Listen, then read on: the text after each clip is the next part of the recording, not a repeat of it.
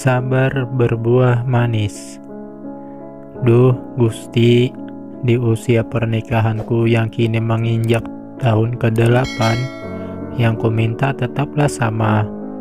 Aku ingin memiliki momongan dari rahimku, bukan mengadopsi anak orang lain. Maimunah tergugu, menengadah tangan dalam balutan mukena di atas hamparan sejadah. Wanita cantik itu mengadukan masalahnya kepada pemilik alam semesta di sepertiga malam yang hening. Dengkuran halus Mustafa terdengar teratur mengiringi tetes demi tetes bulir bening istrinya. Laki-laki yang berprofesi sebagai salah seorang guru di sebuah sekolah negeri ternama di daerah itu kelelahan usai mengoreksi tugas muridnya. Maimunah berzikir hingga dia lelap dalam balutan mukena di atas sejadah. Azan subuh berkumandang mengusik tidur Maimunah. Perlahan dia bangkit. Astagfirullah, aku ketiduran, batinnya. Wanita itu menoleh ke arah ranjang. Suaminya masih tidur. Dia hendak membangunkan suaminya.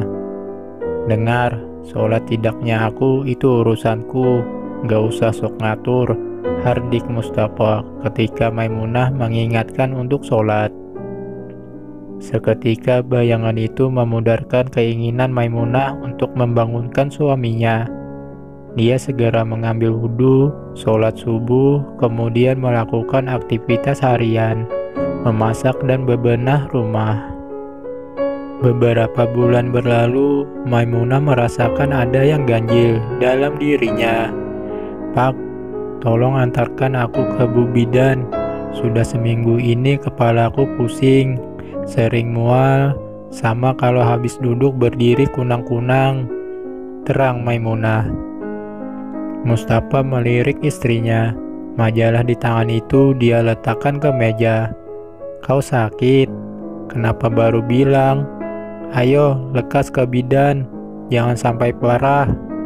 Kau tahu biaya rumah sakit itu mahal, ketusnya. Mustafa bangkit lalu keluar menuju sepeda motornya. Maimunah mengunci pintu kemudian membonceng di belakang.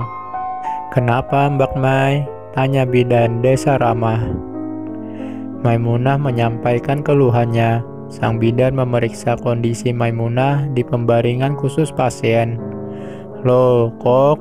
Bidan mengeritkan kening. Flashback dulu coba, buat mastiin aja. Kok kayaknya sampean ini hamil, ungkap sang bidan. Apa? Hamil? Maimunah membelalak. Perlahan dia turun dari pembaringan menerima cawan kecil dari bidan serta sebuah alat tes kehamilan. Tampung air kencing di sini, jangan sampai kena air. Nanti celupkan alat ini sebatas yang ini ya, kata sang bidan. Maimunah mengangguk ragu. Tubuhnya gemetar menuju kamar mandi. Dia tertegun menatap dua benda di tangannya. Dik, kau baik-baik aja di dalam? Suara Mustafa mengejutkan Maimunah. Dia menoleh terkejut. Aku baik-baik saja, jawabnya terbata. Maimunah segera membuang air kecil di tampung ke cawan sesuai arahan bidan. Kemudian tespek itu dia celupkan. Maimunah tak mengerti cara kerja benda itu. Maklum saja dia orang desa, menikah karena dijodohkan. Usai mencelupkan, Maimunah melihat alat itu. Dia bingung. Sebaiknya aku keluar saja, biar Bu Bidan yang lihat alat ini, gumamnya lirih. Maimunah keluar lantas memberikan alat itu pada bidan. Mata sang bidan berbinar. Selamat, ini positif, sampean hamil Mbak, ungkap sang bidan. Mustafa terlonjak kaget mendengar penuturan bidan. Beneran Bu, Mustafa seakan tak percaya. Iya Mas, alat ini akurat kok, bidan itu tersenyum.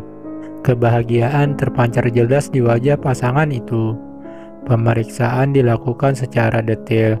Rupanya usai sesi tanya jawab, Usia kandungan Maimunah diperkirakan sudah menginjak usia 5 bulan. Detak jantung segera dicek. Benar saja, suara detak jantung terdengar menggema. Mustafa dan Maimunah menangis haru. Mulai sekarang, kamu gak boleh capek, gak boleh mikir aneh-aneh. Mau apa aja bilang ya. Mustafa bahagia sekali. Setelah pemeriksaan selesai, keduanya pulang. Sejak saat itu, Mustafa lebih perhatian terhadap istrinya. Kabar kehamilan Maimunah menyebar di keluarga besar. Mereka ikut bahagia.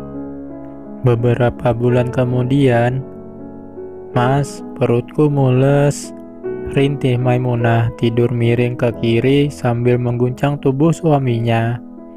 "Mas, aku mules, Mas." Mustafa terjingkat kaget. "Kenapa?" Mustafa mengucek matanya. "Perutku mules banget, Mas." Maimunah meremes spray. Mustafa yang pernah diwajang ibunya paham bahwa istrinya akan melahirkan. Dia segera mengajak ke bidan. Sampai di sana, Maimunah langsung melahirkan bayi laki-laki dengan sehat, sempurna, dan selamat. Bungah sekali hati Mustafa. Said Nurdin nama anak itu, pemberian dari Maimunah. "Kamu gimana sih? Masa soal mudah begini nilaimu jelek?" Mustafa marah saat memeriksa hasil ulangan putranya. Said dipukul dengan rotan. Bocah itu meronta kesakitan. "Cukup, Pak, cukup.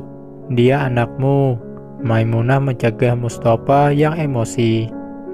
"Aku malu, Bu. Aku seorang guru di sekolah negeri. Kenapa anakku bodoh?" Geramnya emosi.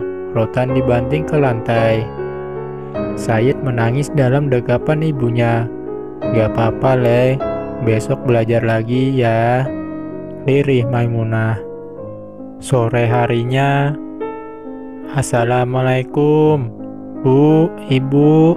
Said kecil berlari girang usai pulang dari TPA. "Aku sudah tamat juz amma, Bu," seru bocah itu girang. "Kata Pak Ustadz, besok naik ke Al-Quran."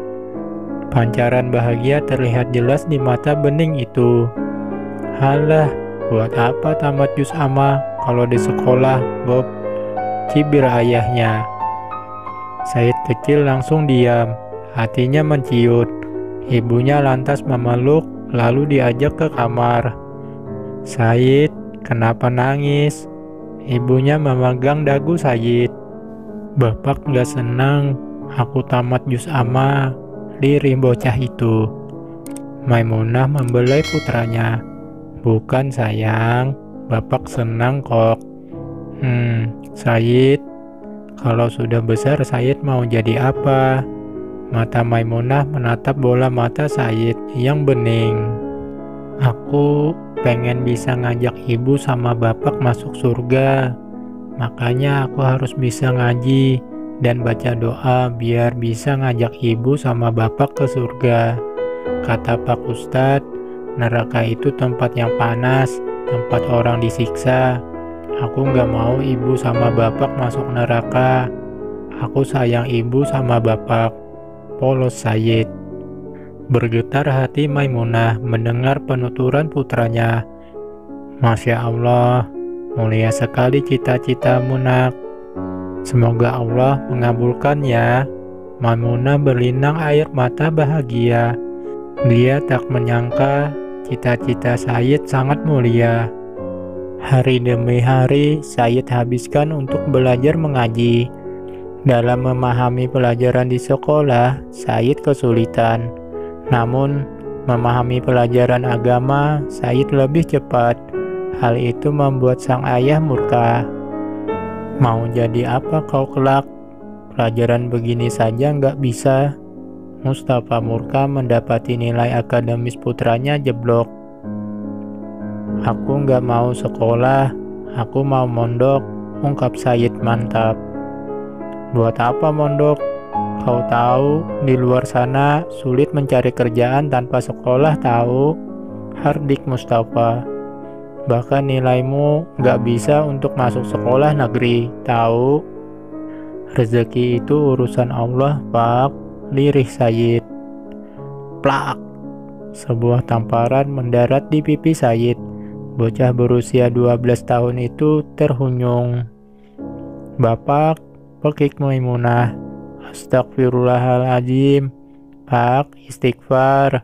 Said putramu, Pak. Maimunah histeris memeluk putranya.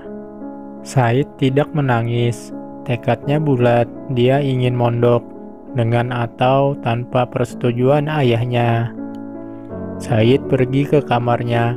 Bahkan saat Said berangkat mondok, ayahnya enggan mengantar. Kekecewaan sang ayah teramat sangat. Pak, aku mau menimba ilmu agar bisa membawa bapak dan ibu ke surga. Apa aku salah? Setetes air mata membasahi pipi Said kecil. Beberapa tahun berlalu, Said kecil mondok dengan penuh perjuangan. Sepersen pun, sang ayah enggan mengeluarkan uang untuk Said. Hal itu menyebabkan Maimunah harus berjuang mencari biaya untuk Said. Kau yang memilih dia mondok, kau juga yang harus mengurus biayanya, tegas Mustafa. Kekecewaan di hatinya membuat Mustafa enggan membiayai pendidikan Said. Padahal sejak Said lahir, angan-angan Mustafa menjadikan putranya seorang ASN. Tapi mimpinya pupus. Bismillahirrahmanirrahim. Dicukup-cukupin uangnya ya. Ibu masih usaha lagi. Lirih Maimunah menyodorkan uang untuk Said. Injih, Bu. Said mengecup punggung tangan ibunya saat berkunjung ke pondok. Di pondok, Said banyak belajar ilmu kehidupan. Sang kiai mendidiknya untuk bekerja keras, namun belum mengajarkan kitab apapun pada Said, hanya sepintas saja. Tapi Said tetap semangat. Beberapa tahun telah berlalu. Said tak pernah pulang ke rumahnya, sebab sang ayah tak mengizinkan. Suatu hari, ada jadwal pengajian yang sudah disepakati sang kiai. Namun kiai jatuh sakit. Yit, tolong gantikan aku mengisi pengajian hari ini, pinta sang kiai saat Said memijat kaki beliau. Said berjingkat, mohon maaf, Yai. Saya tidak berani. Saya berangkatlah, restuku bersamamu, tegas sang kiai menepuk bahu Said. Said mantap menyanggupi keinginan kiai. Sebuah mobil Mitsubishi Pajero terparkir di halaman rumah kiai. Sang kiai menjelaskan dirinya ujur hingga tidak bisa mengisi ceramah. Sebagai ganti, Said yang akan mengisi. Said memakai sarung dan baju koko paling bagus yang dia miliki. Yit, ini sorban buat kamu. Sang kiai mengulurkan sorban hijau kepada Said. Tubuh Said gemetar menerima sorban dari sang kiai. Dengan restu penuh sang kiai, Said berangkat. Alangkah terkejutnya hati Said. Rupanya pengajian akbar itu digelar di desa tempat tinggalnya. Ini kali pertama Said menginjakkan kaki ke desa ini setelah sekian tahun. Bismillahirrahmanirrahim. Lirihnya saat dia turun dari mobil. Disambut dengan alunan sholawat hadrah, dihormati oleh banyak orang, Said diarahkan untuk duduk di tempat khusus dan terhormat. Acara selanjutnya adalah inti pengajian hari ini. Monggo kepada Ustadz muda, Ustadz Said Nurdin, kami persilahkan. Shollu ala Nabi Muhammad. Sang MC memanggil Said. Bismillahirrahmanirrahim.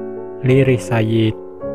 Dia berdiri dan membungkuk hormat pada para sesepuh yang ada di kanan kirinya, lalu melangkah mantap ke atas mimbar. Mata Maimunah membelalak. Wanita tua itu spontan berdiri melihat wajah yang tak asing baginya. Masya Allah, putraku, Sayyidku, bisik Maimunah menahan air mata. Maimunah menatap bangga putranya. Sementara itu, Mustafa tidak menyadari jika yang kini dia simak isi ceramahnya adalah putra yang dia benci. "Masuk, Ustadz muda ini ya, cocok," puji Mustafa pada Sayyid. Maimunah sungguh tak menyangka, kini putranya bisa memberi wajangan pada semua orang dengan lancar. Bahkan Sayyid fasih membaca kutipan ayat hadis yang menyangkut dengan tema pembahasan.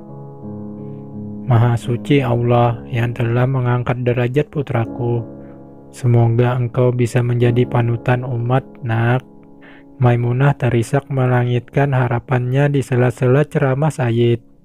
Kebetulan mata Sayyid dan sang ibunda beradu. Sayyid terus menatap ke arah Maimunah. Usai mengisi acara dan memimpin doa, Sayyid turun dari mimbar panggung. Ketika diarahkan untuk kembali ke tempat istirahat khusus, Sayyid menolak. "Kulo bade nemoni ibu, Yai." Sayyid mohon diri untuk berjumpa ibunya, yang sejak lama tidak berkunjung. "Loh, ibunya Ustadz di sini. Kenapa nggak bilang?" Seseorang yang dipanggil Yai oleh Sayyid terheran-heran. Sayyid tersenyum tipis, manis sekali. "Permisi, Yai." Sayyid melangkah menatap menuju sosok wanita bergamis dengan warna krim dan berhijab senada yang sedang duduk di kursi plastik di bawah tenda bagian pinggir. Semua mata tertuju pada Ustadz muda yang melangkah seakan tergesa menuju Maimunah.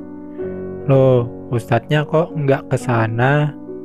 Ustadznya mau kemana?" Bisik-bisik para pengunjung pengajian itu mengurai. Mata Maimunah meneteskan buliran bening menyambut kehadiran putra semata wayangnya. "Ibu," lirih Sayyid. Dia berlutut mencium takjim tangan keriput ibundanya. "Sayyidku." Maimunah lantas memeluk dan mencium sosok yang tadi berdiri gagah di panggung mimbar. Disaksikan ratusan jamaah pengajian. Mustafa bingung melihat ustadz muda itu menghampiri istrinya. Dia pun tergesa mendekat. "Bu." Mustafa memanggil istrinya. Maimunah menoleh. "Ini Sayyid, Pak. Ini Sayyid. Aku memang tak pandai dalam bidang akademis, Pak. Tapi aku ingin bisa membawa Bapak sama Ibu ke surga." Doa Sayyid saat menatapkan hati untuk mondok. "Salahku di mana, Pak?" Tamat.